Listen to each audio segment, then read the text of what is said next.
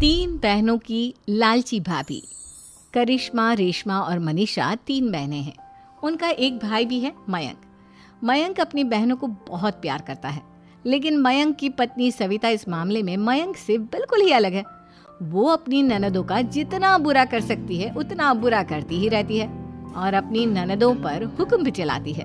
करिश्मा, करिश्मा, तुमने अभी तक नाश्ता नहीं बनाया? तुम्हारे भैया को ऑफिस जाने में देर हो रही है।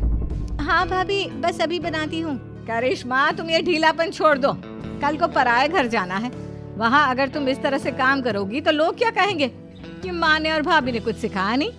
और तुम्हारी दोनों बहनें कहाँ है? रेशमा मार्केट गई है और मनीषा सो रही है। क्या? सुबह के 8 बज रहे हैं और ये महारानी अभी भी सो रही है? ये कहते हुए सविता अपनी सास दुर्गा देवी के पास जाती है। माँ जी, देख रही हो अपनी बेटियों के तौर तरीके? क्या हुआ बहू, सुबह सुबह क्या कर दिया मेरी बेटियों ने? अरे एक तो अभी अभी उठकर किचन में गई है, दूसरी सुबह सुबह बाहर चली गई और तीसरी अभी तक सो रही है। क्या करूं मैं इन तीनों का?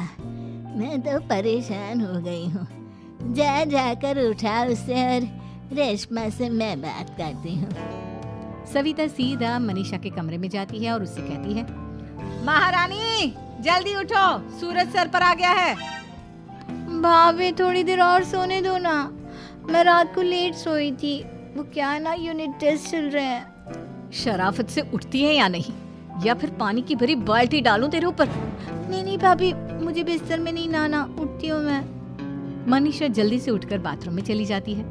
सभी आराम से बैठकर नाश्ता कर रहे होते कि तभी रेशमा बाजार से हाथ में सामान लिए आ जाती है। रेशमा को देखते ही सविता उस पर बरस पड़ती है। लो, आ गई महारानी। ऐसा भी क्या सामान लाना था जो सुबह आंख मलते ही बाजार की तरफ रवाना हो गई? भाभी, कल आप ही तो चीख रही थी कि घर का सारा सामान मुझे ही लाना पड़ता है, घर में किसी को भी किसी काम से कोई लेना देना नहीं है। अब मैं बाजार जाकर सामान ले आई तो आपको इस बात से भी तकलीफ हो रही है? देख रही हो माँ जी, अपनी बेटी की जुबान कैंची से भी तेज चलती है। और मयंक, आप तो कुछ कहेंगे नहीं अपनी लाडली बहन को। रेशमा, अपनी भाभी से ऐसे बात नहीं करते। चलो माफी मांगो। भैया, मैं क्यों माफी मांगू? आप भाभी से बोलिए ना कि हम पर कम हुक्म चलाया करे। हम इस घर की बेटियां हैं और आपकी पत्नी की ननद है, नौकरानी नहीं। लो कर लो बात। इनकी भलाई के लिए कुछ भी बोलो तो इन्हें बुरा लग जाता है। इस घर में यही इज्जत है मेरी। देख लो माँ जी, आपकी बेटी किस लहजे में मुझसे बात कर रही है। सविता वहाँ से चली जाती है। मयंक को बहुत गुस्सा आता है, वो भी वहाँ से चला जाता है। फिर करिश्मा रेशमा को समझाती है, रेशमा, तुम्हें भाभी से माफी मांग लेनी चाहिए थी ना। लेकिन दीदी, मैंने कुछ किया ही नहीं तो मैं माफी क्यों मांगू? हाँ करिश्मा दीदी, रेशमा दीदी जैसे ही घर में आई भाभी ही उन पर चिल्ला रही थी। हाँ, मैं मानती हूँ कि गलती भाभी की थी। मैं तो इसलिए बोल रही हूँ कि भाभी ने माँ को तो पूरी तरह अपने वश में कर लिया है। वो हमारी बात सुनती ही नहीं। मयंक भैया हमारे लिए हमेशा खड़े रहते हैं, इसलिए उनकी बात का मान तो तुम्हें रखना चाहिए था ना। कोई फायदा नहीं दीदी, कुछ दिनों की बात और है, भाभी उन्हें भी हमारे खिलाफ भड़का देंगी। फिर वो भी माँ की तरह हमारी किसी बात का विश्वास नहीं करेंगे। इसी तरह सविता अपनी तीनों ननदों को किसी न किसी बात पर परेशान करती रहती थी। एक दिन मयंक अपनी तीनों बहनों के लिए गिफ्ट लाया। क्या रेशमा, ये तुम्हारे लिए हार का सेट। रेशमा, तुम्हारे लिए सुंदर सी ड्रेस। और मनीषा, तुम्हें किताबें पसंद है ना, तुम्हारे लिए किताबें लाया हूँ। थैंक यू भैया। थैंक यू भैया। थैंक यू भैया। करिश्मा, तुम्हारा नेकलेस कितना सुंदर है। ये भैया कहाँ से ले आए होंगे? मैंने भैया को 3 दिन पहले फोन पर ये डिजाइन दिखाया था और आज भैया ये ले आए।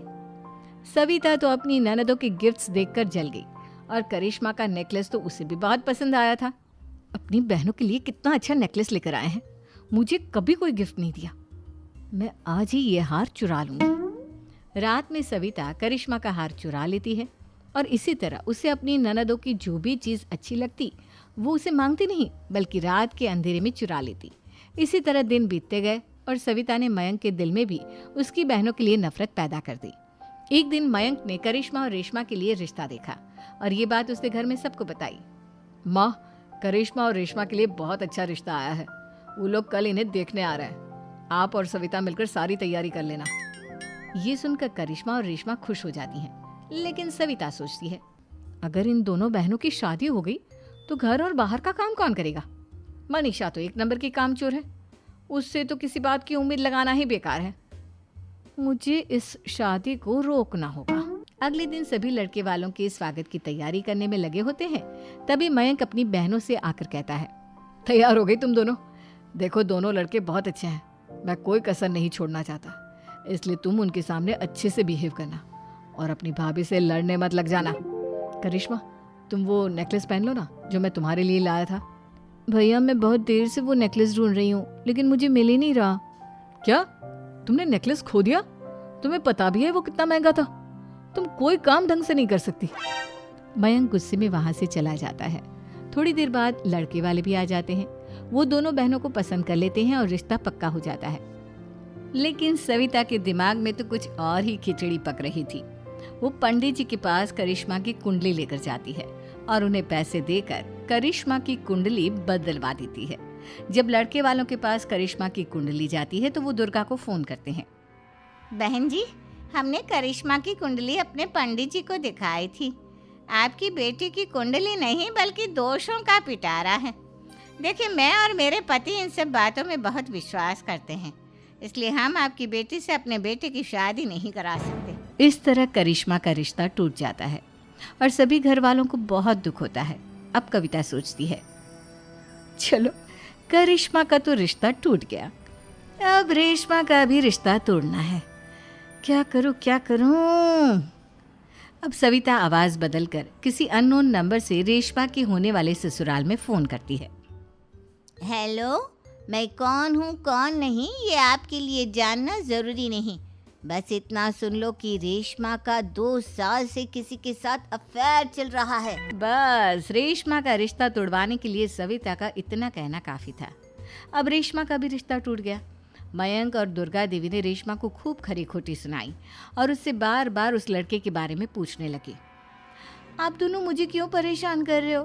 अरे कोई लड़का होगा मेरी लाइफ में तो मैं बताऊंगी ना, जब कोई है ही नहीं तो कहाँ से लाऊं मैं कोई लड़का?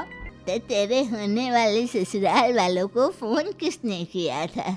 माँ मैं नहीं जानती किसने फोन किया था, मैं सच कह रही हूँ। मैं तो पहले ही कह रही थी इसकी लगाम खींच कर रखो, लेकिन मेरी सुनता ही कौन है। आप चुप रहिए भाभी, ये सब आपका ही किया धरा है। अब तीनों बहनों को विश्वास हो जाता है कि ये सब उनकी भाभी ही कर रही है। तीनों बहनें अपनी भाभी को सबक सिखाने के लिए एक वकील कर लेती है और घर में हिस्सा मांगना। देखो भैया, माँ बाप की जायदाद में जितना बेटों का हक होता है उतना ही बेटियों का, इसलिए इस घर के 4 हिस्से होंगे और हमें अपना हिस्सा चाहिए। मैंने तुम्हारे लिए क्या क्या नहीं किया और तुम इस घर में हिस्सा मांग रही हो? भैया, आप और माँ हम बहनों की कोई बात नहीं सुनते हो और भाभी हमारी शादी नहीं होने देगी क्योंकि उन्हें लगता है कि आप हमारी शादी में ज्यादा पैसा लगाओगे और उन्हें हम जैसी फ्री की नौकरानी कहाँ मिलेगी। तो हम भाभी के साथ तो रह नहीं सकते, हम बहनों को अपना हिस्सा चाहिए।